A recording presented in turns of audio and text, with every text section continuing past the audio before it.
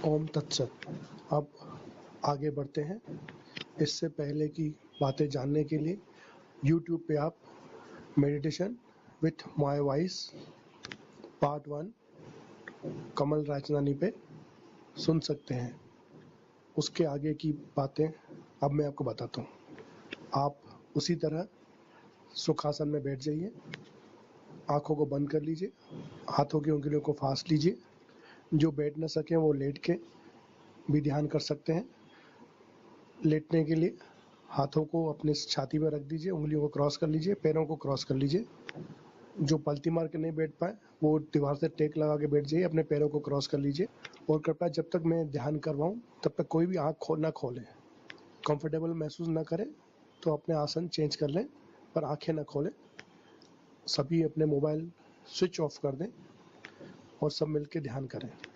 ओम। फिर अपन ने सब बातें सुन के समझ के शरीर धारण कर लिया। पहला शरीर अपन ने अपनी मर्जी के हिसाब से बहुत बढ़िया शानदार शरीर, जितनी हमारे पास ऊर्जा थी उस कैपेसिटी के हिसाब से अच्छे अच्छा शरीर अपन ने चुना।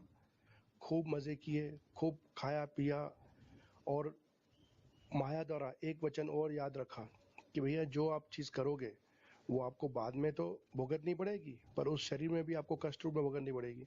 चलिए कोई बात नहीं, वो भी कष्ट सहते सहते सहते बड़ी आनंद पूरा पूरा शरीर को मेला कुचला करते हुए, अधिकतर लोगों की बात मैं कर रहा हूँ, जी लिया। बूढ़े हो गए, एक दिन मर गए। जब भैया लौट के आ गए आत्मा के पास, भैया ये अपने चड्डी बनियान अपना शरीर वापस लो भैया, हमें तो अपने लोक में जाना है, हमने खूब मजे कर लिया भैया। माया बोलती है, भाई साहब मैंने आपको क्या बोला था, ये पढ़ो नियम चार्ट सामने लिखा हुआ है। क्या क्या लिखा हुआ है इसमें कि भैया वाटर पार्क घूमना फ्री है, चड्डी बनियान भी आप लेके गए, उसको धो धा के साफ करके वापस लेके आओ, ऐसे जाने नहीं दूंगी मैं। भैया हम निकलने की कोशिश करते हैं, कैसे निकल पाएंगे, नहीं निकल पाते, क्या करें भाई साहब, आत्मा तो निर्मल स्वच्छ है। चलो भैया चलते हैं अपने कर्म काटने के लिए। कर्म काटने के हिसाब से आत्मा को चाहिए भैया जल्दी से जल्दी मैं कर्म काटूं, उसके अनुसार मैं अपना शरीर धारण करूं।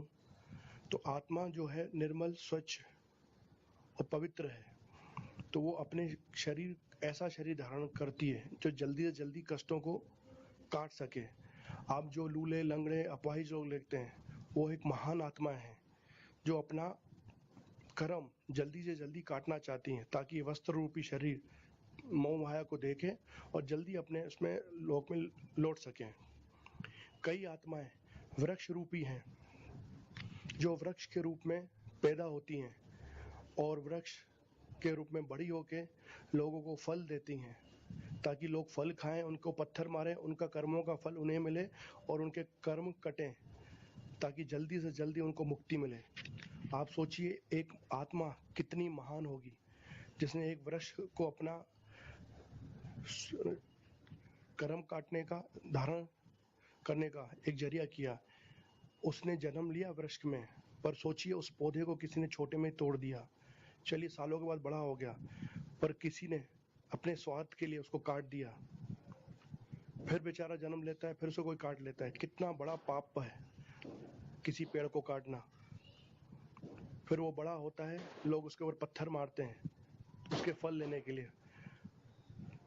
बहुत महानतम आत्मा है जो पेड़ों के रूप में जन्म देती हैं खुद को तकलीफ में करके।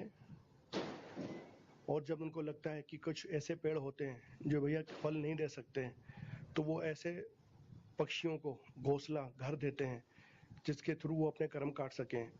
कुछ तो अपने शरीर को खाना बना के दीमकों के हवाले कर देते हैं ताकि वो कर्मों को काट सकें। हम बार बार जन्म लेते हैं मरते हैं, जन्म लेते हैं मरते हैं।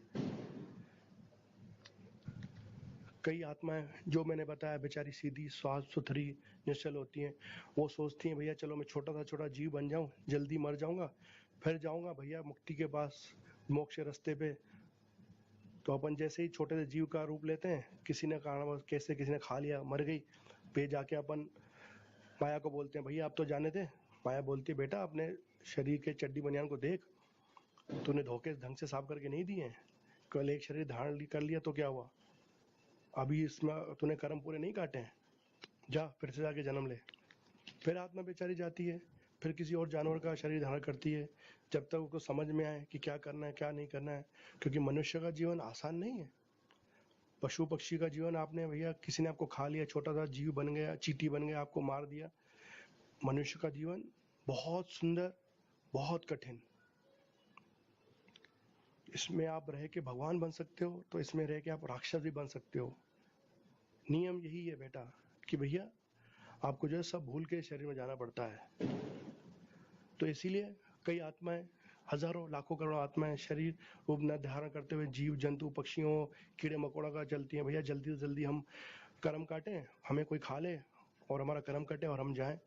पर आपने जितना बड़ा पाप किया है, जितना ज्यादा दाग धब्बे अपने शरीर पे लगाए हैं, उतने ज्यादा आपने सुना होगा 84 लाख योनियां आपको पार करनी होती हैं।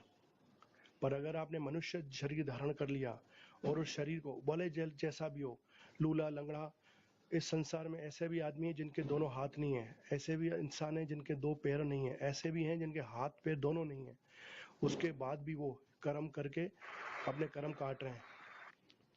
तो इंसानी रूप शरीर में आना एक बड़ा महान काम है, पर उस महान काम को इंसानी शरीर में आके करना भी उससे बड़ा महान काम है। तो अगर आपने बुरे काम किए हैं जिससे आपके शरीर में दाग लग गए, तो उसको धोने के लिए आपको फिर शरीर धारण करना पड़ेगा। फिर वो जैसा आप सुनिश्चित करें। कई बार हम अच्छे कर्म करते हैं, फिर अपन लालच में आते हैं, भैया चलो हमने अच्छा कर्म तो किए, भैया मैं अच्छी आत्मा हूँ और मुझे इस संसार के भोग भोगने, तो मैं फिर अवतरित लेता हूँ। फिर पहले हजारपति, फिर लाखपति, फिर करोड़पति, फिर अरबपति।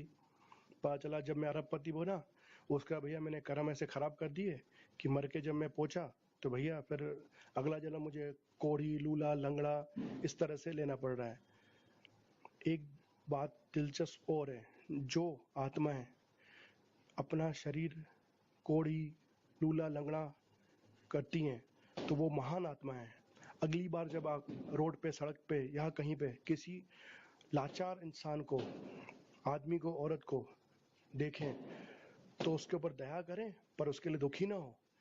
ये ध्यान रखें कि एक महान आत्मा है जो अपने कर्म काटने के लिए उसने अपने आप को ये सजा दी है ताकि वो इस तरह अपने कर्म काट सके।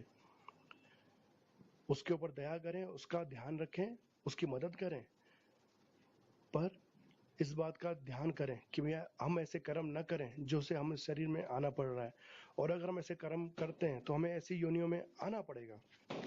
वे महान आत्माएं हैं जो अपने कर्म काटने के लिए लूले लंगड़े, अपाहिज, कोढ़ी या जो दूसरों के ऊपर सहारित हैं ऐसा शरीर धारण करती हैं। वो महान आत्माएं हैं। तो हमें ऐसे काम नहीं करने चाहिए जिससे किसी का दिल दुखे। हम न चाहते हुए भी कर्म करते हैं,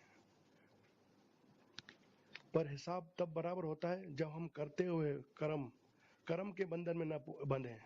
जो मैं बातें आपको बता रहा हूँ उस बातों को आप ध्यान में रखते हुए कर्म करें कि हे प्रभु, हे पालनहार, हे दीनदयाल, हे मेरे श्री हरि, आप जिस भी रूप में ईश्वर को ध्याते हो सब एक है। हे प्रभु, इस शरीर, इस मन, इस आत्मा द्वारा जो भी कार्य किए गए हों वो सब तेरे हैं, इनके द्वारा कार्य किए भी तेरे हैं, इन कार्यों का जो भी फल हो, अच्छा बुरा, वो सब तेरा है।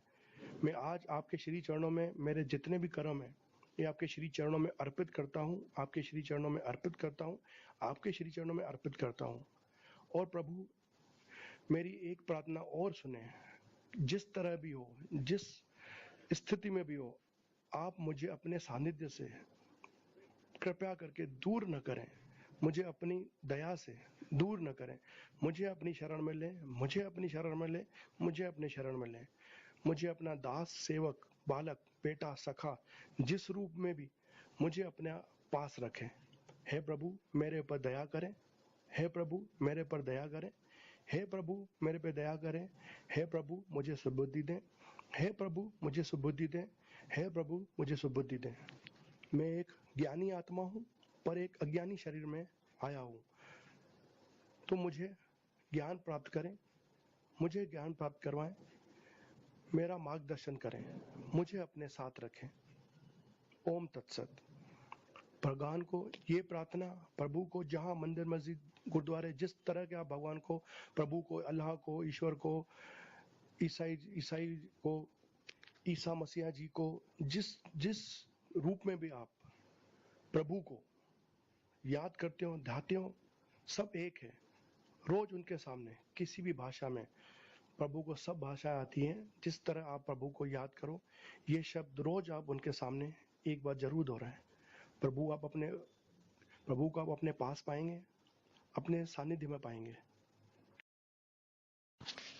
ओम तत्सत। ध्यान कंप्लीट हुआ। अब आप अपने हाथों को थोड़ा सा रगड़ लें और धीरे से अपनी आंखों पर रख दें। हाथों को आंखों से हटा दें। धीरे धीरे अपनी आंखें खोलें। आराम महसूस करें। आराम से बैठ जाएं। पैरों को फैला लें जैसे आपको आराम महसूस हो। जितनी बार आप चाहें ये ध्यान, जब भी आपको समय मिले, ऑफिस में, घर में, कहीं पे भी आप आराम से इसको ध्यान को करें।